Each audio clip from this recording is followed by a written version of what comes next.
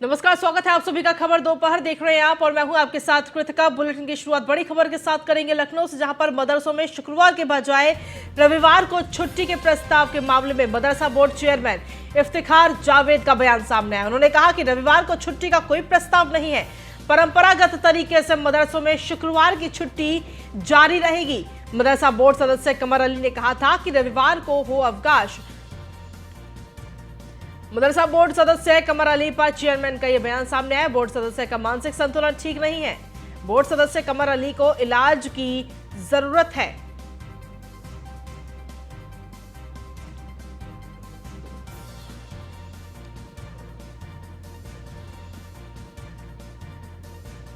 तो ये बड़ी खबर आप तक पहुंचा रहे हैं। ये बयान इस वक्त सामने आया है। बोर्ड सदस्य कमर अली को इलाज की जरूरत है, ऐसा कहना है इफ्तिखार जावेद का। ये बड़ी खबर आप तक पहुंचा रहे हैं लखनऊ से। मंत्री जी से भी बात करूंगा किस तरह की चीजें कर रहे हैं। बार बार आप लोगों का नाम लेते हैं, काम करने में असहजता की स्थिति पैदा हो रही है, काम करने में दुश्वारी आ रही है। मिनट मिनट में इस तरह की चीजें करना, मौलानाओं के बीच, मालिमों के बीच में, मदरसों के बीच में इस तरह की छवि बिगड़ रही है मदरसा बोर्ड की। क्योंकि शुक्रवार की छुट्टी होती आई है, वो होती रहेगी, हमेशा होगी। इसमें किसी किस्म का बदलाव नहीं होने वाला। ये कहाँ से बोल रहे हैं, क्यों बोल रहे हैं पता नहीं। इसका मतलब है कि कहीं ना कहीं मानसिक संतुलन बिगड़ा हुआ है। मंत्री जी से भी बात करूंगा किस तरह की चीजें कर रहे हैं। बार बार आप लोगों का नाम लेते हैं, काम करने में असहजता की स्थिति पैदा हो। और इसी पर अधिक जानकारी देने के लिए एसके वाजपेयी हमारे संवाददाता जुड़ रहे हैं। एसके, देखिए अब लगातार बयानबाजी शुरू हो चुकी है कि आखिर मदरसों में छुट्टी शुक्रवार को हो या फिर रविवार को हो। बिल्कुल, अगर हम देखें तो मदरसा बोर्ड में कहीं न कहीं विवाद थमने का नाम नहीं ले रहा है। लगातार एक के बाद एक चीजें निकल सामने आ रही हैं। हालांकि मदरसा बोर्ड के चेयरमैन इफ्तिखार की तरफ से ये बयान जारी किया गया है, जिसमें जो कमर अली सदस्य हैं मदरसा बोर्ड के, उनकी तरफ से एक प्रस्ताव बोर्ड बैठक के दौरान रखा गया था, जिस प्रस्ताव में ये कहा गया था चूंकि बाकी जो सरकारी संस्थान है या दूसरे जो शैक्षणिक संस्थान है उनमें जो अवकाश का दिन होता है वो रविवार को होता है, इसलिए मदरसों में भी रविवार को अवकाश देने पर विचार किया जाना चाहिए। अगर हो सके तो रविवार को ही अवकाश किया जाए ताकि बाकी के संस्थानों के तौर पर ही मदरसा बोर्ड भी चले। ठीक है, एक मिनट के लिए आपको रोकना चाहेंगे। मदरसा बोर्ड के सदस्य इस वक्त हमारे साथ जुड़ गए कमर अली जी। कमर अली साहब, स्वागत है आपका न्यूज़ वन इंडिया पर। देखिए, आपकी तरफ से कहा गया कि मदरसों में छुट्टी रविवार को होनी चाहिए, लेकिन वहीं दूसरी तरफ से अब बयान सामने आ रहा है कि नहीं, शुक्रवार की छुट्टी जो है परंपरागत वही छुट्टी रहनी चाहिए। देखिए, मेरी तरफ से नहीं कहा गया। पहले इस बात को मैं आपको बता दूं, 2016 नवंबर की बैठक थी 20 तारीख को, 20 दिसंबर को जी। उसमें कुछ इदारों तरफ से प्रस्ताव ये आए थे कि जुमे को हाफ डे करा दिया जाए जी और संडे को छुट्टी करा दी जाए। तो मैंने कारण पूछा तो उसमें कारण में उन्होंने ये बताया कि जो शुक्रवार को जो होता है, सरकारी अधिकारी अगर आना चाहते हैं भारत सरकार की, राज्य सरकार की योजनाओं लेके, तो जुमा बंद रहता है उस दिन शुक्रवार, तो हाफ डे करा दीजिए। क्योंकि माननीय योगी जी, माननीय मोदी जी जो काम कर रहे हैं मुसलमानों के हितों के लिए, मदरसों के लिए, मॉडर्न मदरसे के लिए, उसमें कहीं ना कहीं प्रॉब्लम पैदा होती है जी। तो ये मुझसे उन्होंने बात रखी, तो मुझे बात उनकी वाजिब लगी। उन्होंने कहा संडे की छुट्टी में ऐसा होता है कि संडे को अधिकारी छुट्टी करते हैं और हमारा मदरसा खुला रहता है। एक बच्चा मान लीजिए कि हमारा बेसिक शिक्षा में पढ़ना जाता है और एक बच्चा हमारा मदरसे में पढ़ने जाता है, तो दोनों बच्चे आपस में मिल भी नहीं पाते हैं और इस तरह से अधिकारियों में और मदरसों में तालमेल नहीं हो पाता है। तो मुझे बात उनकी जायज लगी, तो इस बात को जो था मैंने मदरसा बोर्ड में रखी। मतलब प्रबंधक थे, सारे लोग उलमा लोग आए, तो उन्होंने इस बात को रखा। जो 558 मदरसे बेसिक शिक्षा के स्तर पे चल रहे हैं और बहुत अच्छे चल रहे हैं, माननीय योगी जी के नेतृत्व में चल रहे हैं, माननीय प्रधानमंत्री जी की सरपरस्ती में चल रहे हैं, बोर्ड हमारा बहुत अच्छा चल रहा है। देखिए, बोर्ड में कोई कमी नहीं है। मैं आपको बता दूं, लोग अपनी बात को रख ही सकते हैं, कह सकते हैं जी। तो बोर्ड में तो बात रखी जा सकती है ना, मान लीजिए। तो बोर्ड में बात आ गई तो चेयरमैन साहब ने कहा कि अगले बैठक में इस बात को लाएंगे। तो जो मिनट्स बने हैं, आप रजिस्ट्रार महोदय से मिनट्स मंगा लीजिए, उस मिनट्स में भी इसका सुझाव है संडे का जी। लेकिन यहाँ तो जो चेयरमैन साहब है इफ्तिखार जावेद जी, वो तो कुछ और ही बयान दे रहे हैं। वो तो कह रहे हैं जो परंपरागत तरीके से मदरसों में शुक्रवार की छुट्टी जो है वो जारी रहेगी, और साथ ही आपको लेकर भी उन्होंने कहा है कि बोर्ड सदस्य का मानसिक संतुलन ठीक नहीं है। देखिए, मैं पर्सनल किसी को कुछ नहीं कहना चाहता हूँ। बोर्ड बहुत अच्छा काम कर रहा है, मदरसा बोर्ड माननीय योगी जी के नेतृत्व में, और हम भारतीय जनता पार्टी कार्यकर्ता हैं। हम जो चाहते हैं कि ज्यादा से ज्यादा तक सरकार की योजनाएं भारत सरकार, राज्य सरकार की पहुंचे, भाजपा की नीति में पहुंचे, मुसलमान हमसे जुड़े। हमारा तो यही एक ये है कि हमें जितने ज्यादा योजनाओं का लाभ दे सके, जितने लोगों को जोड़ सके, हमारा एक उद्देश्य ये है।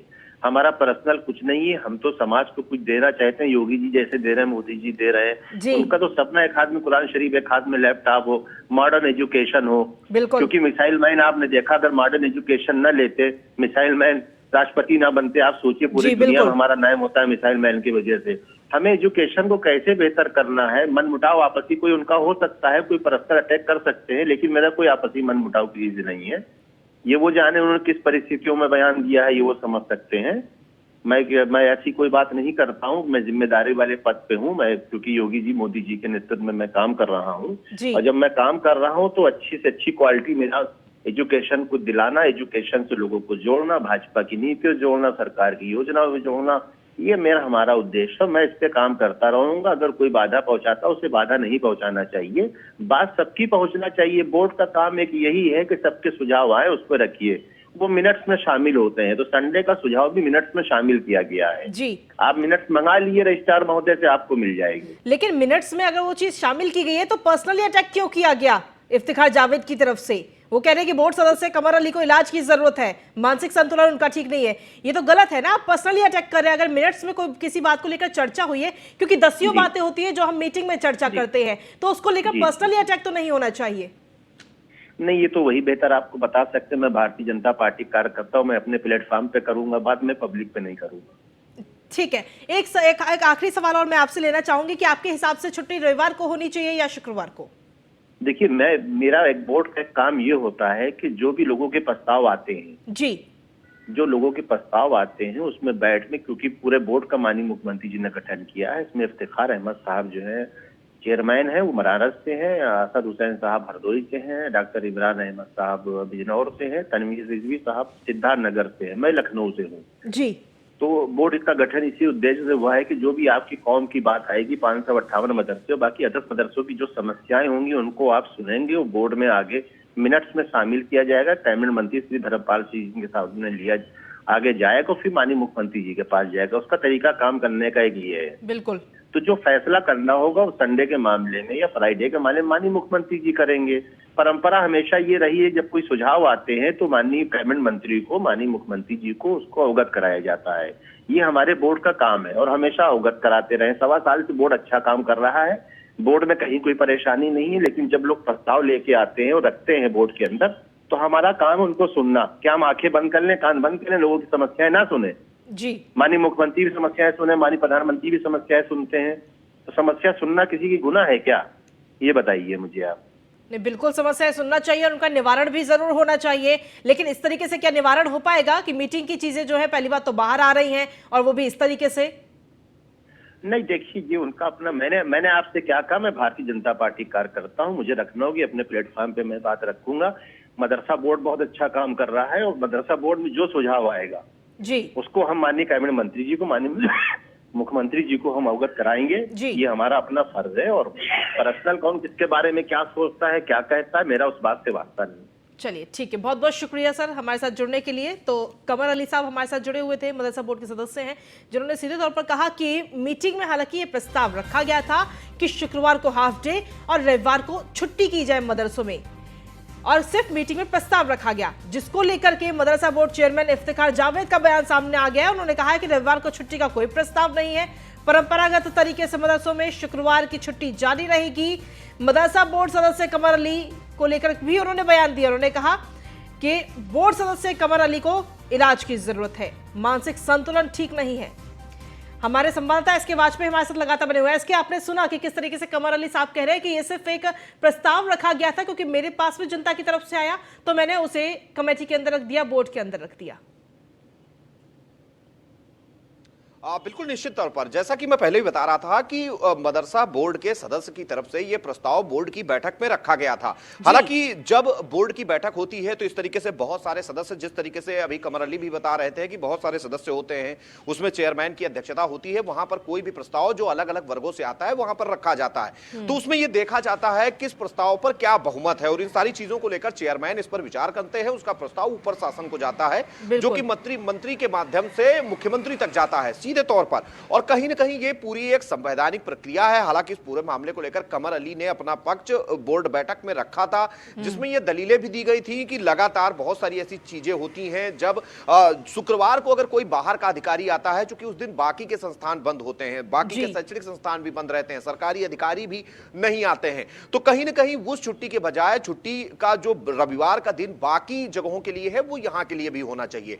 हालांकि इस प्रस्ताव को लेकर चेयरमैन की तरफ से यह बयान जारी किया गया है, जिसमें यह कहा गया है कि उनका कोई ऐसा प्रस्ताव नहीं है और ना ही कोई अभी छुट्टी में बदलाव करने जा रहे हैं। फिलहाल ये छुट्टी जिस तरीके से परंपरागत तरीके से शुक्रवार को होती आई है वही आगे भी होती रहेगी। और इन सारी चीजों को लेकर कहीं ना कहीं जो बयान दे रहे हैं कमर अली, उनका मानसिक संतुलन ठीक नहीं है। तो कहीं ना कहीं चीजें जो हैं वो पूरी तरीके से पॉलिटिसाइज हो रही हैं और लगातार इस तरीके के आरोप प्रत्यारोप का दौर मदरसा बोर्ड में चल रहा है।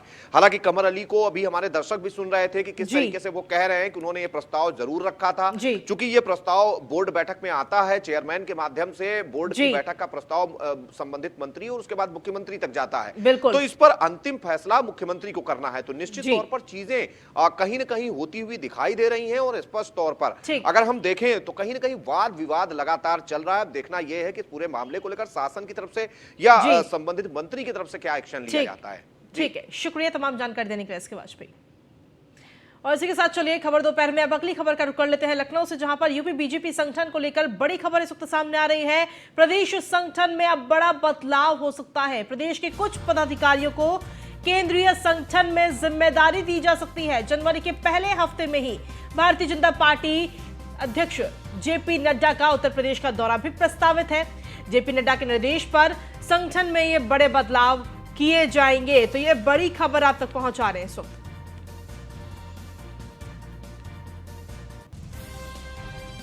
तो इसकी बड़ी खबर निकलकर सामने आ रही है, जहां यूपी बीजेपी संगठन में बड़ा बदलाव हो सकता है। प्रदेश संगठन के कुछ पदाधिकारी केंद्रीय संगठन में उन्हें बड़ी जिम्मेदारी दी जा सकती है। इसी पर अधिक अपडेट्स और जानकारी देने के लिए एसोसिएट एडिटर ब्रजेश श्रीवास्तव हमारे साथ जुड़ रहे हैं। ब्रजेश जी, क्या कुछ ताजा अपडेट है? जो एक तरह से देखा जाए तो प्रदेश के जो कुछ पदाधिकारी हैं उनको केंद्र में जिम्मेदारियां दी जा सकती हैं, ऐसी खबर इस वक्त न्यूज़ इंडिया को मिल रही है।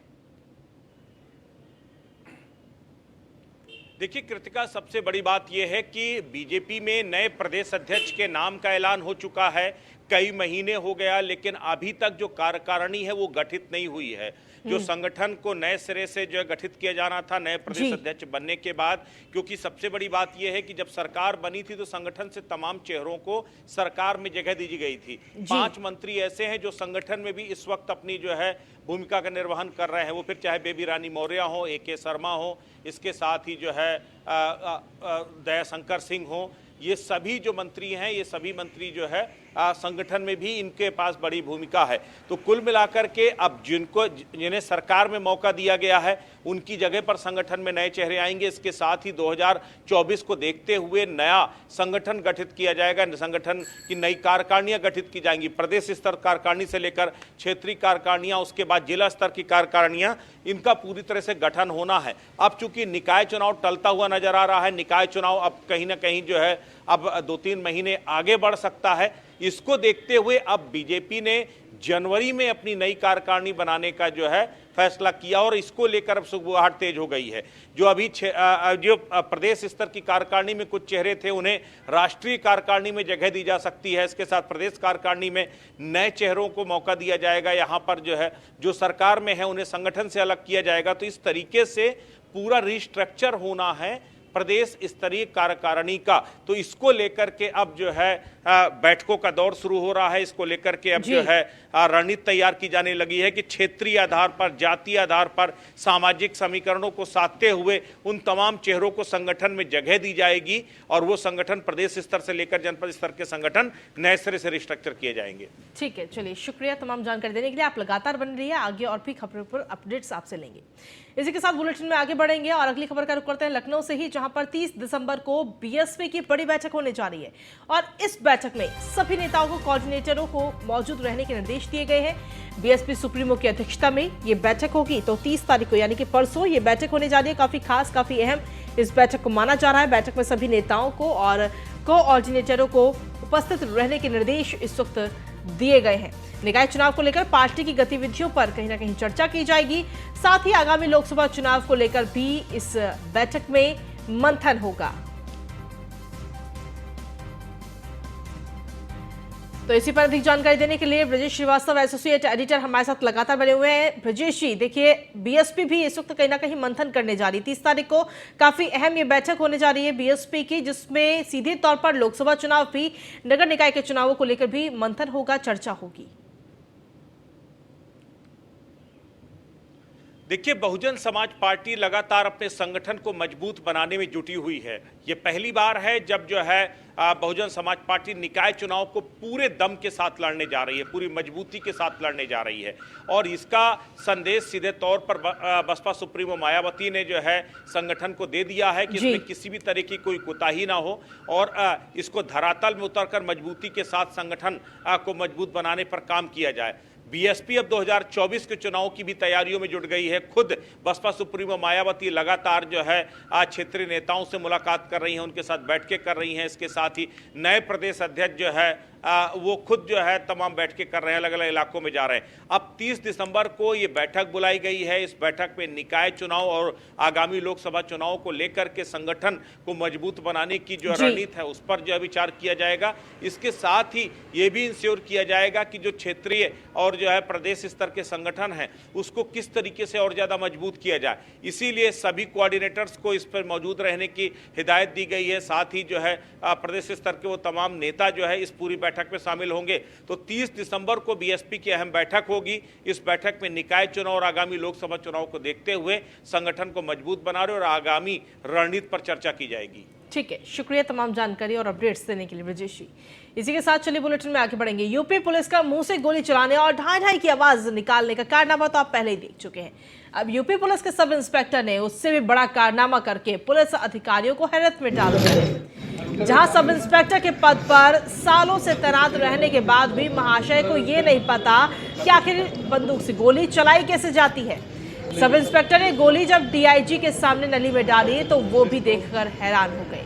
दरअसल बस्ती रेंज के डीआईजी आर के भारद्वाज संत कबीर नगर के दौरे पर थे। डीआईजी ने एक सब इंस्पेक्टर को बुलाया और हथियार चलाकर दिखाने को कहा।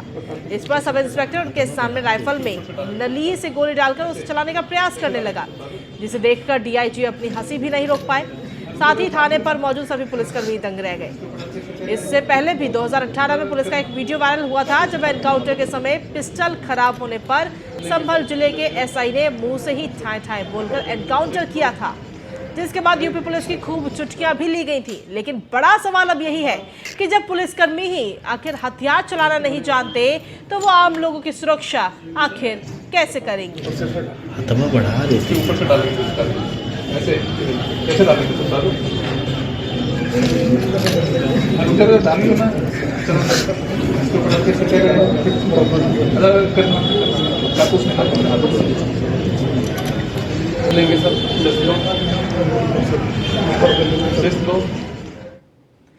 तो ये दोनों वीडियो आपको दिखा रहे हैं। एक वीडियो जो हाल ही में सामने आया है और दूसरा वीडियो 2018 का है, जब बंदूक खराब होने पर पुलिसकर्मी ने मुंह से ही ढाई ढाई की आवाज निकाली।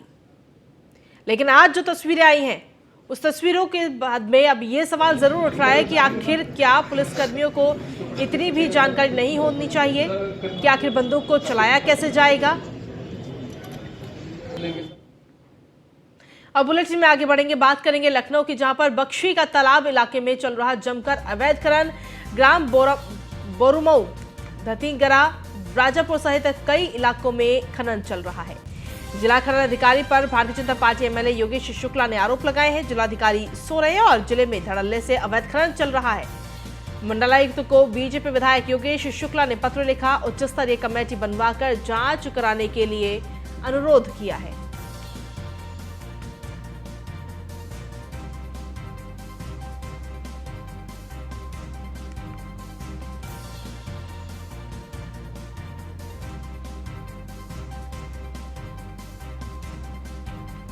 तो लखनऊ से बड़ी खबर आप तक पहुंचा रहे हैं। ग्राम बोरुमऊ, धतीगरा, राजापुर सहित कई इलाकों में यह अवैध खनन लगातार जारी है। जिला खनन अधिकारी पर बीजेपी एमएलए योगेश शुक्ला ने भी कई आरोप इस वक्त लगाए हैं। जिलाधिकारी सो रहे हैं और जिले में धड़ल्ले से अवैध खनन चल रहा है। मंडलायुक्त को बीजेपी विधायक योगेश शुक्ला ने यह पत्र लिखा है।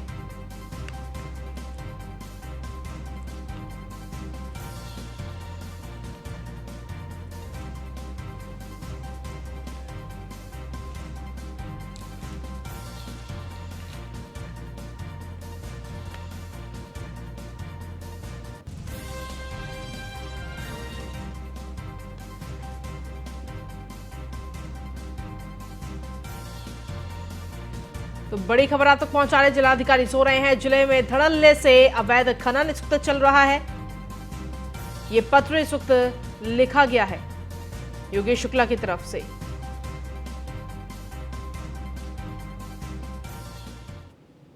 और बुलेटिन में आगे बढ़ेंगे, बात करेंगे लखनऊ से इस वक्त की बड़ी खबर की, जहां प्रदेश में नकली दवाओं के पकड़े जाने के बाद एफएसडीए विभाग ने सख्ती बढ़ा दी है। सभी ड्रग इंस्पेक्टरों को निगरानी और सप्ताह में कम से कम 5 नमूनों की जांच कराने के निर्देश दिए हैं। एफएसडीए विभाग के उपायुक्त एके जैन ने सभी ड्रग इंस्पेक्टरों को ये निर्देश दिए हैं। आगरा, सहारनपुर, गौतम बुद्ध नगर, पीलीभीत, श्रावस्ती और महाराजगंज में विशेष निगरानी के निर्देश दिए गए हैं।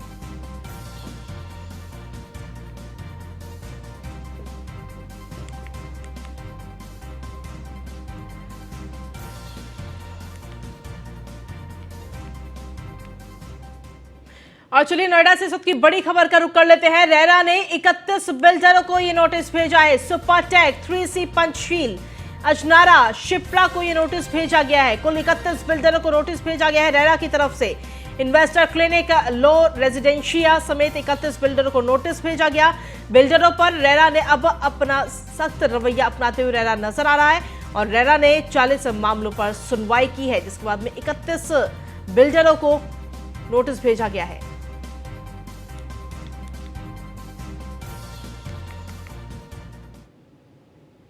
अब बुलेटिन में आगे बढ़ते हुए बात करेंगे अब आगरा के, जहां पर नोएडा आगरा एक्सप्रेस गैंगरेप की वारदात सामने आई। महिला नोएडा से टैक्सी में फिरोजाबाद के लिए बैठी थी और इस दौरान 3 युवकों ने महिला के साथ गैंगरेप किया। महिला ने थाना एतमादपुर में मुकदमा दर्ज कराया। पुलिस ने तीनों आरोपियों को गिरफ्तार कर लिया है। वारदात में इस्तेमाल कार की पुलिस ने पहचान भी की है। पुलिस आयुक्त डॉक्टर प्रीतेंद्र सिंह ने इसकी जानकारी दी। आज सुबह एक महिला ने एतमादपुर थाने पर आके सूचना दी कि कल उसने नोएडा से वो चली थी, एक टैक्सी की थी जो शेयर टैक्सी थी, इको गाड़ी, और ये लगभग 8:30 बजे सेक्टर 37 से चलना बताया और वहाँ से वो टैक्सी फिरोज़ाबाद के लिए चली थी। इस महिला का कहना है कि उसमें से 3 जो लड़के थे बाद में उन्होंने इसके साथ यमुना एक्सप्रेसवे पे दुष्कर्म किया और उसके बाद उसको एतमादपुर के पास छोड़ दिया, जहाँ से उसको ऑटो करवा के फिरोज़ाबाद भेजा। महिला ने आके सुबह एतमादपुर थाने पे बताया और उसकी तहरीर पे मुकदमा कायम किया गया है। उसका मेडिकल करवाया जा रहा है और टोल पे जो CCTVs हैं उससे देख के उस इको गाड़ी को एप्रीहेंड कर लिया गया है और जो उसमें 3 लड़के थे उनको भी तीनों को पकड़ लिया गया है। और इसी पर अधिक जानकारी देने के लिए संवाददाता संदीप शर्मा इस वक्त जुड़ गए। संदीप, क्या कुछ अपडेट है आपके पास में?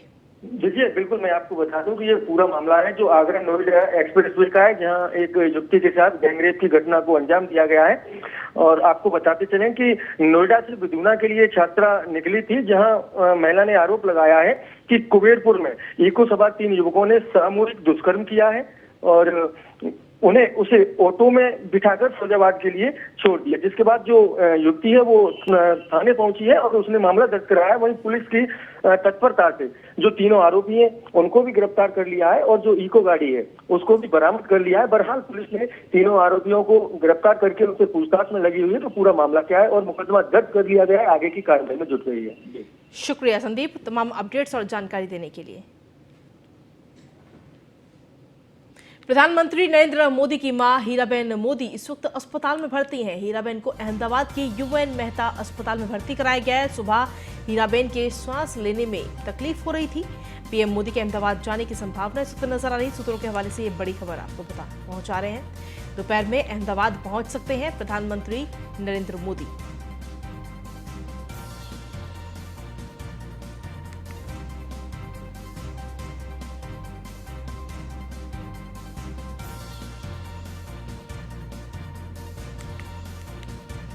तो बड़ी खबर आप तक पहुंचा रहे हैं। यूएन मेहता अस्पताल ने इस वक्त ये प्रेस नोट भी जारी किया है। पीएम मोदी की मां की हालत इस वक्त स्थिर बताई जा रही है। पीएम मोदी की मां हीराबेन मोदी इस वक्त अस्पताल में भर्ती हैं।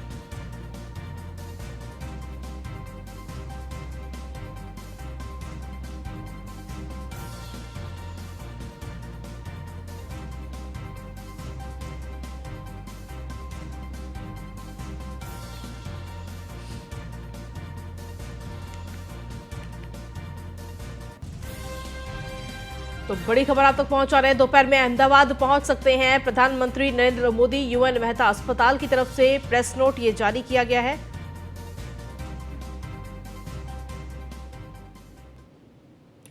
बुलेटिन में आगे बढ़ेंगे, बात करेंगे अब अमेठी की, जहां पर मानवता को शर्मसार करने वाला एक वीडियो जमकर वायरल हो रहा है। ई रिक्शा चालक को रोड के किनारे ई रिक्शा खड़ा करना भारी पड़ गया।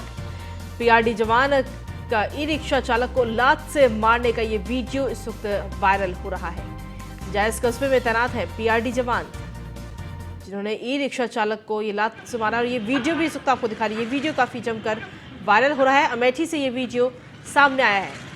सड़क के किनारे दरअसल ई रिक्शा चालक ने अपने ई रिक्शा को किनारे लगाया था, और इसी दौरान पीआरडी के जवान ने उसके साथ बदसलूकी की। ये तस्वीरें भी इस वक्त आपको दिखा रहे हैं।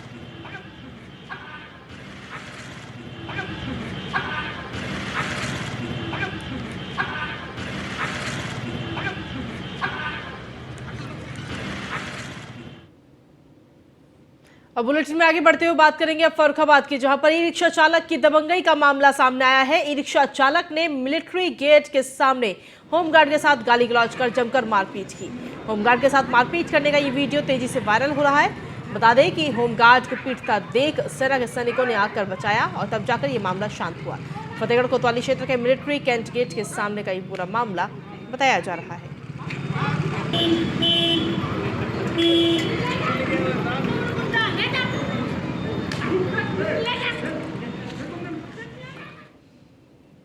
वहीं कौशाम्बी के विकास भवन के महिला कल्याण विभाग में जिला प्रोबेशन अधिकारी राजनाथ राम की शर्मनाक करतूत सामने आई। अधिकारी ने महिला कर्मी से छेड़छाड़ किया, जिसका वीडियो सोशल मीडिया पर वायरल हो रहा है। फाइल में कुछ गड़बड़ी थी, जिसको लेकर महिला कर्मी अधिकारी से पूछने गई थी। अधिकारी ने महिला के साथ छेड़छाड़ शुरू कर दी। इस मामले में जिलाधिकारी ने संज्ञान लेते हुए प्रमुख सचिव को कार्रवाई करने के लिए पत्र लिखा, और अधिकारी के खिलाफ मामले की जांच के आदेश दिए गए।